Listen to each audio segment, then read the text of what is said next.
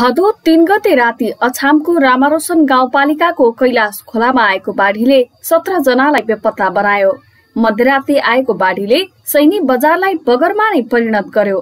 बाढीले धनको त क्षति गर्यो नै, बेपत्ता बनाएका 8 जनाको शव भेटिएको छ। बाढीमै बेपत्ता भएका 9 जना अझै बेपत्ता नै छन्। अछामवासीको यो शोकको घडीमा 7 दिन पुग्नु भएका सुदूरपश्चिम प्रदेशका आर्थिक मामिला तथा योजना मन्त्री झपट बोहरा अछामको बसाइपछि धनगढी फर्केर यसो भन्नुहुन्छ।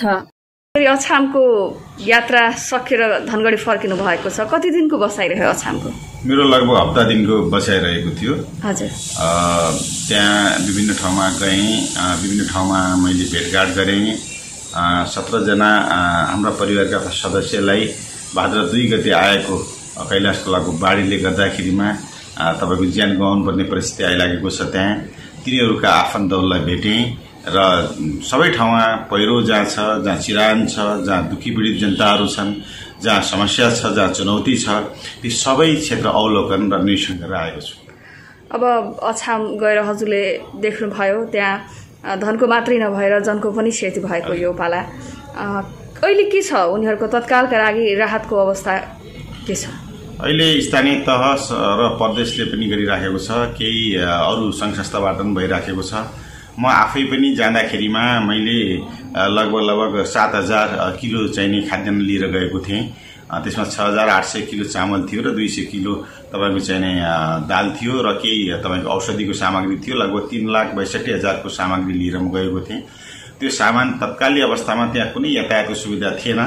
त्यो ताली भन्ने ठाउँमा राखेको थियो र अहिले त्यो सामान मुजाबगर जहाँ गाउँपालिकाको कार्यालय छ त्यहाँ पुगिसकेको छ। अब वितरणको तयारी छ। त्यस्तै सँगै सरकारबाट गएका मान्य मन्त्रीज्यूहरूले पनि केही सामान्य तरिकाले हेलिकप्टरबाट लिएर गएका थिए र अरू सङ्घ संस्थाबाट पनि राहत दिने सहयोग गर्ने काम जारी नै छ। त्यो मुजाबगरदेखि लिएर तपाईको खाल बजार, त्यसपछि गएर घट्टे बगर, सैनी बजार, त्यसपछि तपाईको माथि चौका, नेताकोट, अनि तपाईको धनेचल्ला, त्यसपछि आनेखान, अल्लेडी, अनि तपाईको चाहिँ जाततोला, यो सब चौका, तपाईको दासटोल, यी सबै ठाउँमा तपाईको पुगाउनुको लागि त्यहाँ तथ्याङ्क सङ्कलन भइराखेको छ। सुदूरपश्चिम प्रदेश सरकारका आर्थिक मामिला तथा योजना मन्त्री बोहरा रामारोशनको बाढी प्रभावित क्षेत्रमा क्षतिको स्थलगत निरीक्षण गरेर धनगढी फर्किनु भएको हो। विकासका धेरै कामहरूको सुरुवात भइरहेका बेला आएको विनाशकारी बाढीले अछामको स्वरूप नै बदलिदिएको उहाँले बताउनु भएको छ।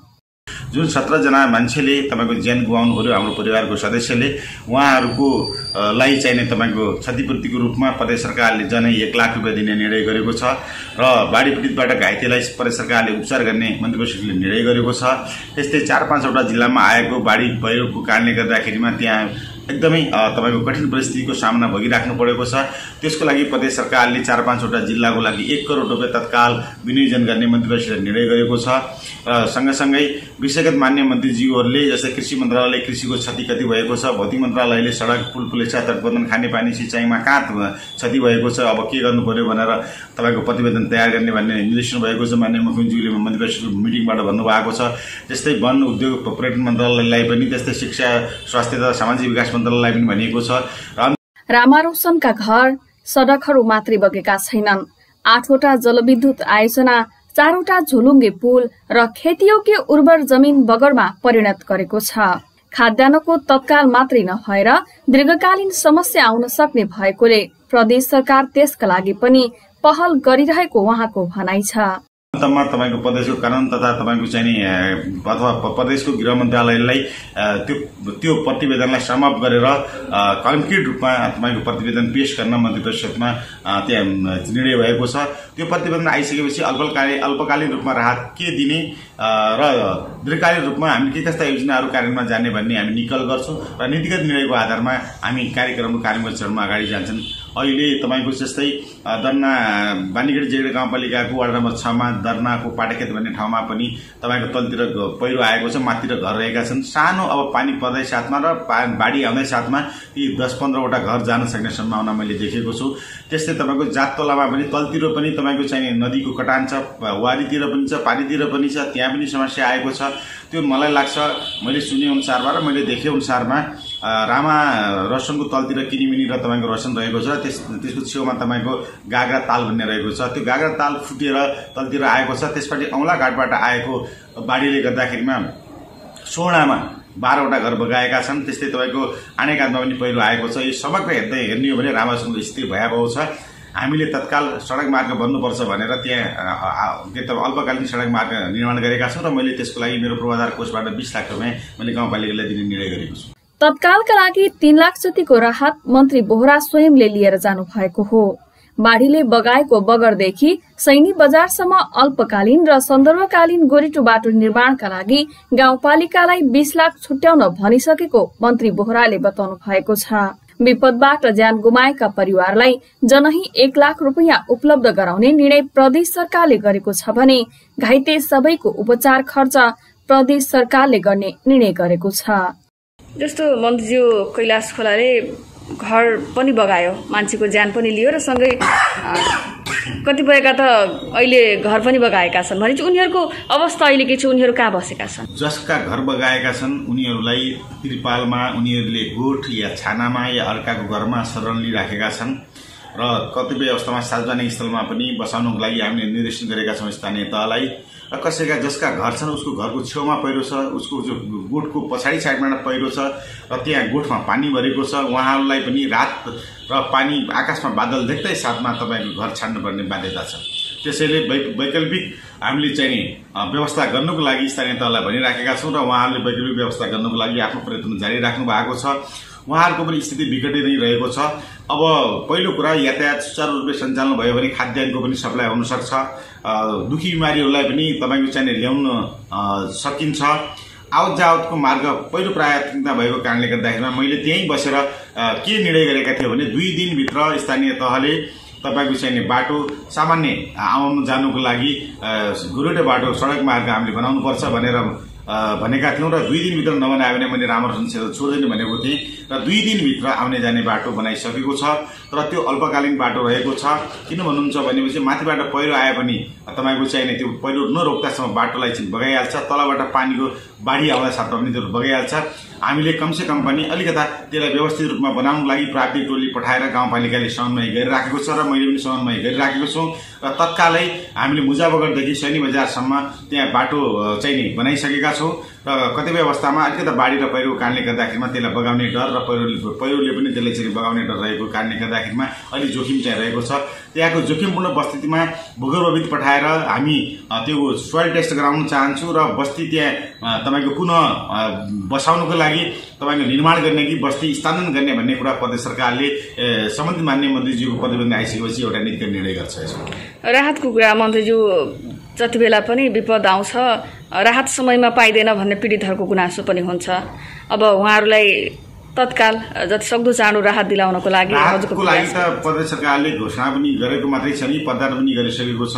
त्यो कस्तो छ भने प्रतिकूल मौसम अनि त्यसैमा अहिले कोरोनाको समस्या, भूगोलको कठिनता, बाटाघाटाको समस्याले गर्दाखेरिमा पनि अलिकता त्यो जो राहत वितरण गर्नुपर्ने छ त्यो तत्कालै गर्न सकेको। तर जसले पाउनुपर्ने छ जो 17 घर विस्थापित भए 17वटा जुन परिवारका सदस्यले ज्यान गुमाएका छन् उहाँहरूलाई राहत दिइसकेको छ। अरूलाई राहत दिनुको लागि तथ्याङ्कसँग भइरहेको छ। 1-2 दिनमा उहाँहरूलाई पनि राहत प्राप्त हुन सक्छ। यो अलिकता भौगोलिक विकटता र मौसमको प्रतिकूलताले गर्दाखेरिमा राहत वितरण गर्नमा कठिनाइ भइरहेको छ। बाढी पहिरोले घर मात्रै बगाएन, कतिका खेत पनि बगाए। अब त्यसमा के छ भने कसैका चौपाया बगाएका छन्, कसैका गोठ बगाएका छन्। त्यहाँ कैलाश खोलामा एकदमै उर्वरा भूमि रहेको छ। कमसेकम 15,000 भन्दा बढी रोपनी जग्गा जो उर्वरा भूमि छ जसले गर्दाखेरिमा धेरै अनाजको उत्पादन हुन्थ्यो त्यस्तो जग्गा पनि तपाईँको बगाएको छ। त्यसले गर्दाखेरिमा भविष्यमा पनि एकदमै हाहाकार र भुकमरीको स्थिति हुन सक्छ र हामीले दीर्घकालीन योजना बनाउनुपर्छ। त्यसलाई अस्थायी भने स्थायी रूपमा निकास दिनुको लागि प्रदेश सरकार लागि परेको छ। अब त्यो नदीको तटबन्धन कसरी गर्ने, त्यहाँ बस्ती बसाउनुको लागि तपाईँको चाहिँ त्यो भूगोल उपयुक्त छ या छैन, भविष्यमा पनि त्यस किसिमको जोखिम हुन सक्छ या सक्दैन, त्यो विज्ञको टोलीले गएर तपाईँको निरीक्षण गरिसकेपछि र उहाँको प्रतिवेदनको आधारमा प्रदेश सरकारले आवश्यक निर्णय गर्छ। यसमा मन्त्रीज्यू तपाईँ धेरै पटक अछाम जानुभएको थियो होला, अरू बेलाको यात्रालाई छोडेर अहिलेको जुन यात्रा छ हजुरलाई त्यो यात्रालाई कसरी लिनुहुन्छ? मलाई के लाग्छ भने मेरो जीवनको स्मरणीय यात्रा रहेको छ। कठिन परिस्थितिमा ज्यान जोखिममा लगाएर जानुपर्ने परिस्थिति रहेको थियो। त्यहाँ कुनै बाटोघाटा थिएन। 8 वटा जलविद्युत योजना त्यही कैलाश खोलामा छन्। ती 8 वटा जलविद्युत आयोजनाहरू बगाइसकेको छ र तपाईँको 2टा जलविद्युत योजना अर्को एउटा तपाईँको बलदेव खोलामा छन्। त्यहाँ पहिरो आएर सञ्चालनमा छैन, विद्युत पनि छैन, त्यहाँ तपाईँको फोन चार्ज पनि हुँदैन। सञ्चालले पनि घरिघरि काम गर्छ, राति भइसकेपछि कामै गर्दैन र त्यहाँ टावरको पनि त्यसको समस्या रहेको छ। त्यस्तै तपाईँको चाहिँ नि त्यहाँको जो बस्तीका बासिन्दा छन्, राति भयो भने एकदमै तपाईँ चिन्तित हुन्छन्। कोही घर छाड्नु पर्ने परिस्थिति रहेको छ। घरको छेउमा तपाईँको चाहिँ चिरा परेका छन्। घरको मुनतिर तलतिर तपाईँको चाहिँ नि पहिरो गइराखेको छ। पहिरो जान सक्ने सम्भावना रहेको छ। मलाई के लाग्छ भने यो कठिन यात्रा रहेको छ र मेरो जिन्दगीमा मैले लाग्छ ऐतिहासिक यात्रा मैले महसुस गरेको छु र त्यहाँ जाँदाखेरिमा मैले जुन किसिमको तपाईँको चाहिँ अनुभूति पाएँ, मलाई यो अनुभूति मलाई लाग्छ यो मेरो लागि एकदमै स्मरणीय अनुभूति रहनेछ।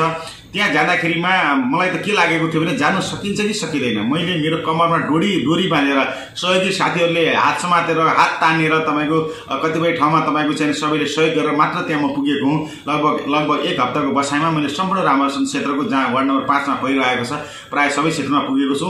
अलरेडी क्षेत्रमा मात्रै जान सकिनँ किनभने त्यहाँ पनि 150-200 घरहरू पहिरोको जोखिममा रहेका छन्। 4-5 वटा पहिरो आइराखेका छन्। त्यो भूगोल यति छ कि त्यहाँको लोकल मान्छेलाई तपाईँको त्यही भूगोलबाट जानुको लागि पनि 1.5 दिन लाग्छ। त्यति अप्ठ्यारो भूगोल रहेको छ र जान सकिने परिस्थिति पनि त्यहाँ छैनन्। त्यहाँको लागि पनि हामीले केही उद्धार र राहत कार्य गर्नुपर्ने आवश्यकता रहेको छ। अब तत्कालमा हामीले तत्कालको राहतको लागि हामीले वैकल्पिक व्यवस्था के गर्ने र दीर्घकालीन हामीले योजनाहरू कसरी कार्यान्वयन गर्दै लगेर जाने, बस्ती विकास गर्ने कि बस्ती स्थापना गर्ने भन्ने कुराहरू अब प्रतिवेदनको आधारमा निर्णय हामी गर्छौँ। निर्मलाजी, अन्तिममा त्यो ठाउँमा तपाईँ पहिला पनि जानुभएको थियो होला विपद प्रभावित क्षेत्रमा। पहिलाको रामारोशन र अहिलेको रामारोशनको अवस्था के देख्नुहुन्छ र अब त्यसको पहिलाकै अवस्थामा ल्याउनको लागि प्रयास के रहन्छ? अब पहिलोको जुन अवस्था थियो सहज रूपमा रामारोशनमा जान सक्ने अवस्था थियो। गाडीबाटै रामारोशनको तालसम्म रामारोशनको क्षेत्रसम्म जान सक्ने अवस्था थियो। अहिले त्यो अवस्था रहेको छैन। अहिले हिजोको र आजको रामारोशन जमिन आसमानको अन्तर छ। अनि साँच्चै भनियो भने यदि सरकारले वित्तीय स्रोतको परिचालन र त्यहाँ विकासका काम गरेन भने यो 10 देखि 15 वर्ष पछाडि धकेलिएको छ। हामीलाई के लाग्छ भने यो हामी धकेल्न दिँदैनौँ र हामी यसलाई अझै तीव्र रूपमा व्यवस्थित रूपमा विकास गरेर अगाडि जान्छौँ र रामारोशन क्षेत्रका जनतालाई न्याय गर्छौँ र त्यो जुन किसिमले अहिले त्यहाँ प्राकृतिक प्रकोपले वितण्डा मचाएको छ त्यसलाई न्यूनीकरण गर्न र आगामी दिनमा अझै त्यसलाई रोकथाम गर्नको लागि र त्यहाँको अवरोध आएको जो विकासको गति छ त्यसलाई अझ द्रुत गतिमा अगाडि बढ्नको लागि प्रदेश सरकारले कुनै कसर बाँकी नराखेर त्यहाँको जनतासँग न्याय गर्छ भन्ने मैले विश्वास गरेको छु। हुन्छ मन्त्रीज्यू, समय दिनुभयो त्यसको लागि धेरै धेरै धन्यवाद। यहाँलाई पनि धेरै धेरै धन्यवाद छ निर्मलाजी। विपद प्रभावित क्षेत्रमा भूगर्भविद सहितको टोली गएर बसोबासका लागि उचित स्थान हेर्नुपर्ने उहाँले बताउनु भएको छ। भिरपाखाहरू खोलाको छेउछाउमा राजमार्गको छेउछाउमा बस्ने टहरा पसललाई समयमै सुरक्षित स्थानमा सार्नुपर्नेमा उहाँको जोड रहेको छ। साथै तत्काल राहत व्यवस्थापनका लागि अछाम, बाजुरा, बझाङ, दार्चुला र कैलाली लगायत अन्य जिल्लामा जहाँ राहतको आवश्यकता छ त्यस्ता जिल्लामा व्यवस्थापनका लागि प्रदेश सरकारले 1 करोड रुपैयाँ विनियोजन गरी पठाउने निर्णय गरेको उहाँले जानकारी दिनुभएको छ। निर्मला खरायत, सुदूरपश्चिम प्रदेश, कैलाली।